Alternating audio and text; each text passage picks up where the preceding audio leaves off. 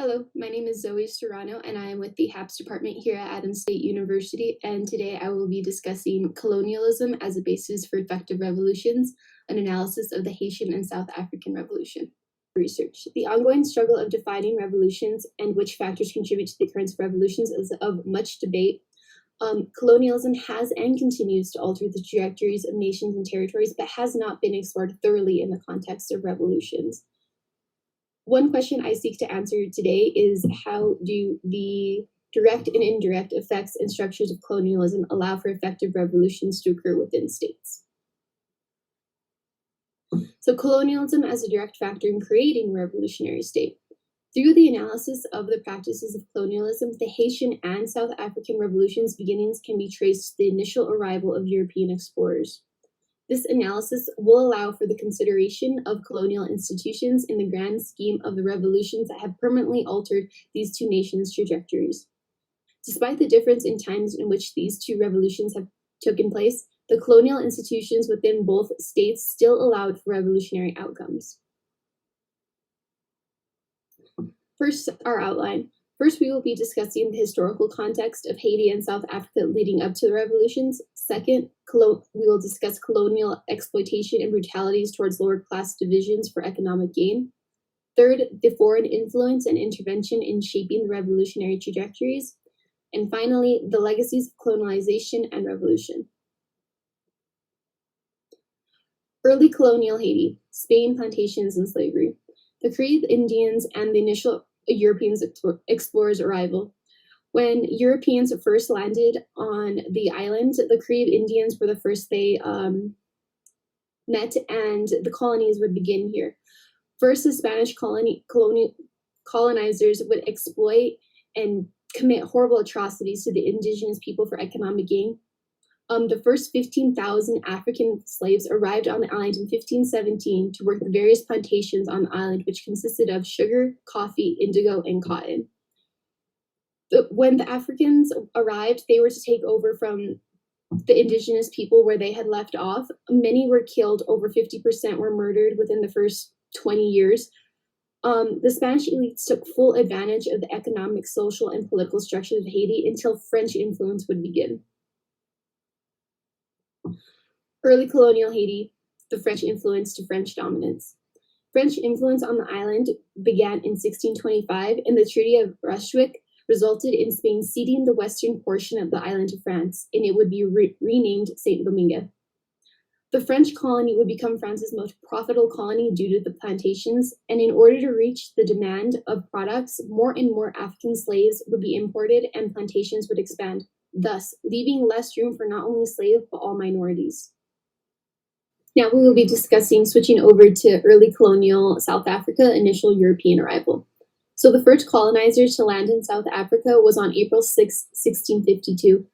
The Dutch Calvinist settlers were led by Jan van Riebeeck, who was commissioned from the Dutch East India Trading Company to find better outlets, a better potential colony, and those sorts of things. The Khoikhoi people were the indigenous people of South Africa that were first encountered by these Dutch colonists. The abuses towards these people began immediately. It began through raiding and warfare, really displacing them from their land. Really horrible stuff. The colonial authorities, once they gained control of the land, began to allow colonial farmers to take more land, and encroachment pushed colonizing even further.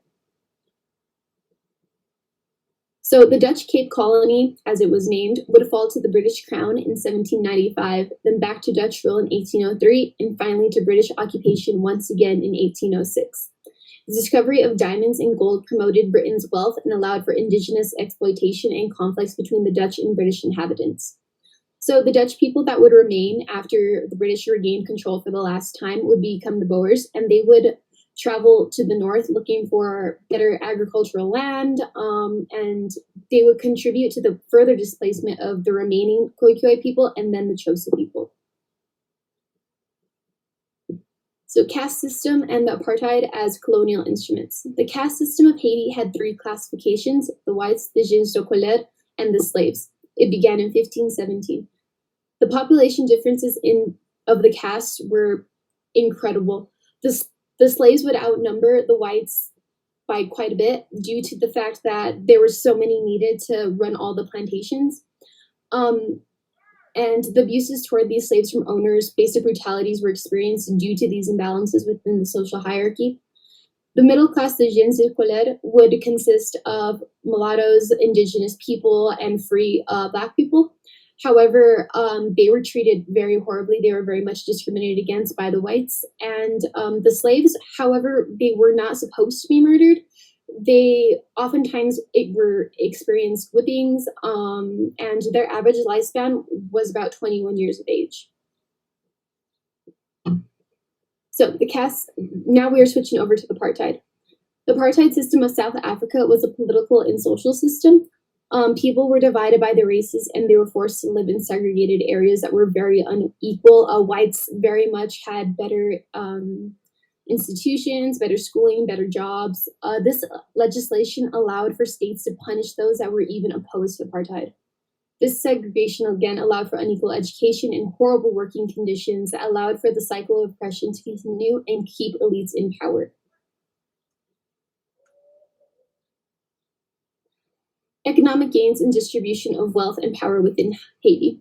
The economic success of Saint Domingue through the multiple plantations allowed for this colony to have nearly 2/3 of France's foreign investments.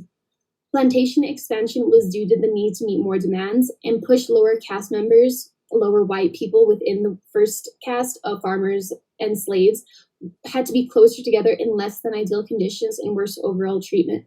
This meant that slaves were treated even worse because those within the lower white caste system, were just upset with their lot in life. They were losing their land to bigger, more wealthier owners, and it was just the tensions much intensified.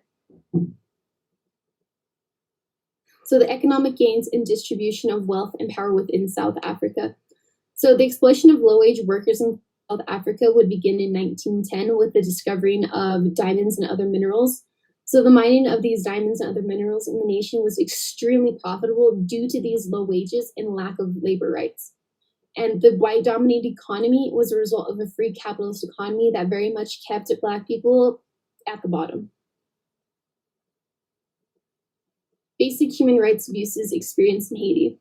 So the plantation agriculture, which as we have discussed, was very important, and it allowed for the continued importation of slaves, even though much of Europe was beginning to abolish slavery and realize how barbaric it was and just was stopping the trade overall.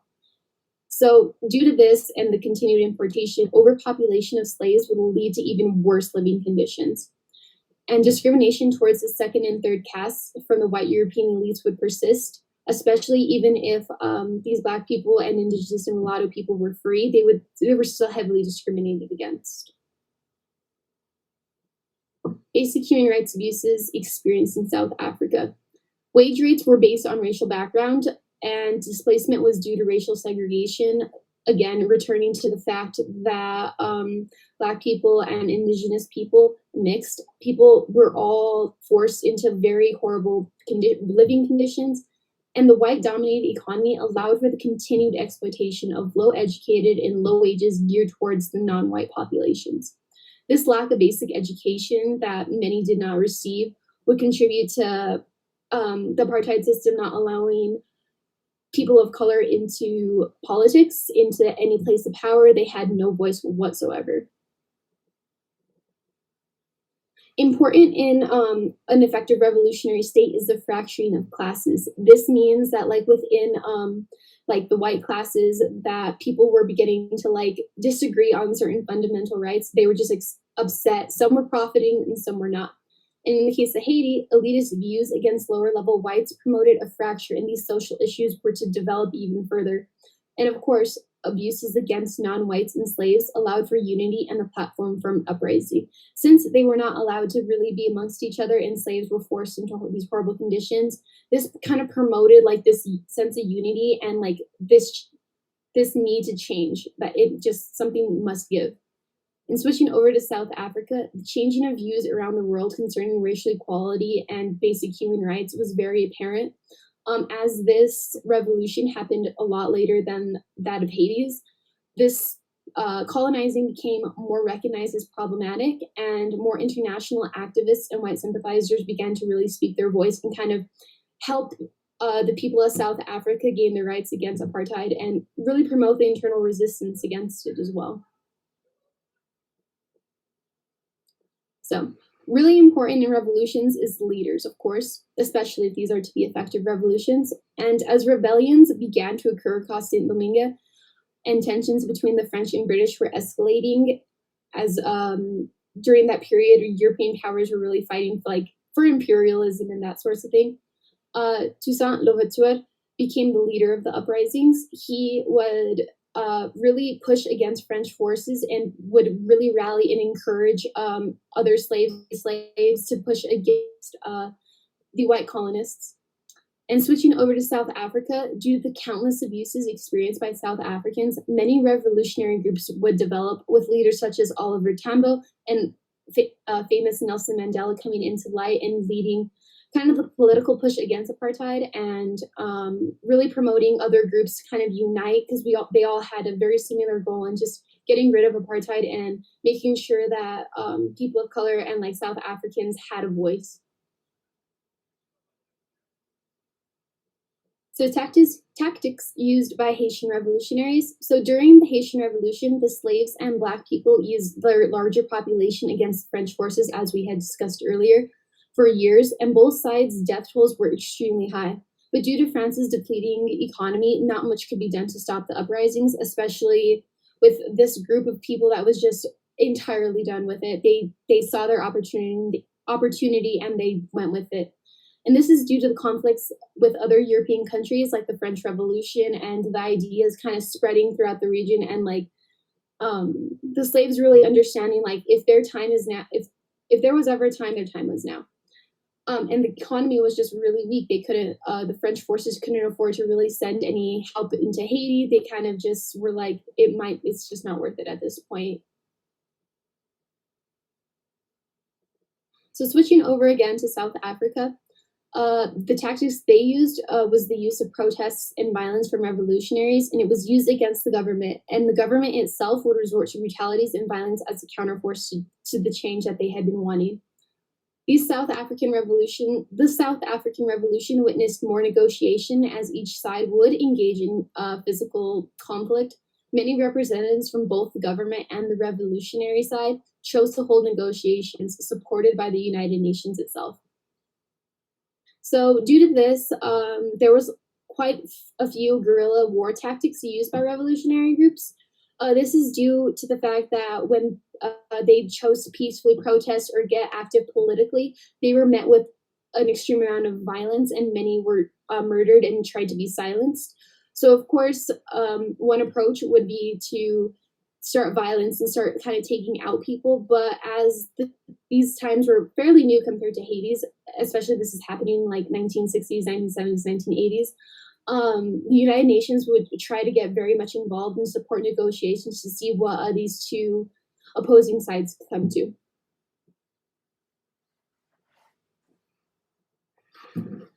As the Haitian Revolution and South African Revolution occurred during different times, it is notable how the revolutionaries and populations were influenced to enact change.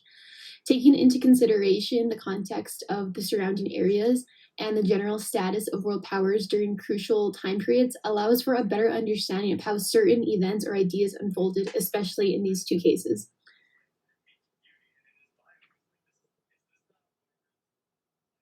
In regards to the influence on Haiti, the French Revolution and the other tensions between the European powers led to strained relationships between the castes and the slave revolts. The Haitian Revolution would embody the French Revolution, as both were tied to issues of colonialism practices and oppression.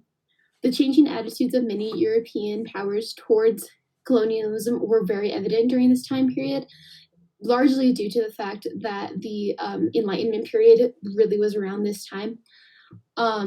Abolition and racial equality began to take a real hold on really specifically white elites, as they became more educated. New concepts were really kind of coming to fruition, and the fraction of this elite kind of really is a key milestone in why this revolution in particular was effective. And going over to the foreign influence on South Africa during its revolution and right before and during, it's more obvious compared to that of Haiti, just due to the fact globalization, modernization really allowed for media and education to be more widespread, as more than in the case of Haiti.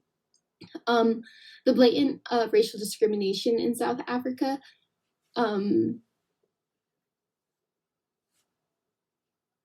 was promoted by apartheid was very much white centered.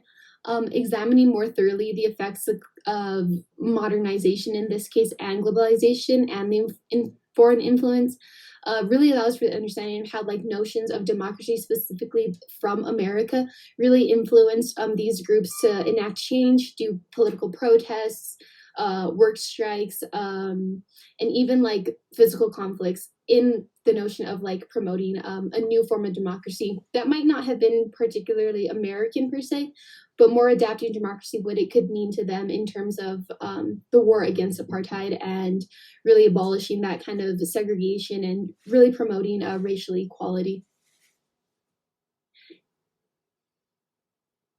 Due to like this foreign influence, the fracturing of this ruling classes really must be stressed in terms of understanding why these revolutions in particular were effective.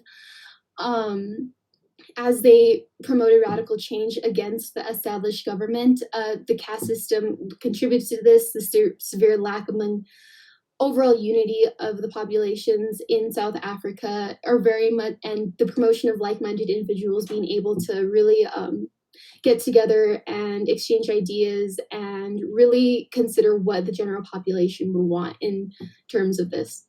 Conclusion. So, through an examination of the Haitian and South African revolutions, the key factor in both cases is colonialism. The practice of colonialism has and continues to put some states and territories at vast disadvantages compared to developed and stable nations of the world. Trends, practices, and effects of colonialism prove to be a strong basis for effective revolutions to occur within states, as we have seen in Haiti and South Africa. Okay, so now I want to say thank you to all the judges and viewers for watching this presentation. Also, a huge thank you to the HAPS department for helping me on this project. I very much could not have done it without their support, especially that of Dr. Centeno. Dr. Centeno has been my professor and advisor, and I really could not have been able to do this without her. Thank you all again for watching, and yeah, thank you.